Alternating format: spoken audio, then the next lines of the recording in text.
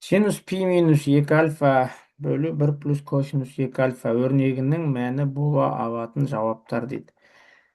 Келтіру формуласы бойынша синус пи минус альфа тең болады синус альфа. Өте маңызды келтіру формуласы. Жиі кездеседі ұбт-да, жаттап аламыз. Жиі кездесетінді бірінші кезек жаттап алсақ, қалғандарын ақырын жаттай бересіңдерші. Сонда анау синус 2 альфа болады ғой. Синус 2 альфа болады.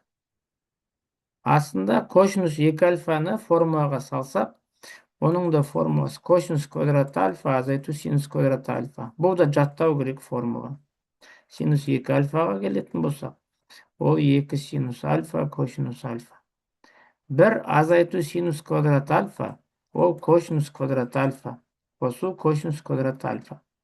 Сонда бізде 2 синус альфа косинус альфа бөлемін. Косинус квадрат альфаға косинус квадрат альфаны қоссақ, 2 косинус квадрат альфа. 2 кетеді, косинус альфа кетеді. Мынаның квадраты кетеді. Синус альфа бөлу косинус альфа, сол кезде бізде тангенс альфа болады. 1 бөлу, тан деген нәрселер түсетіп қою керек. Қазір, тангенс альфа деген түсету керек. Мынау тангенс альфа емес. Мынау катангенсқа тең, мынау катангенс. Міне мынау тангенсқа тең. Тангенс альфа деген 1 бөлу катангенс альфа болады. Жауап осындай. Осы жауап.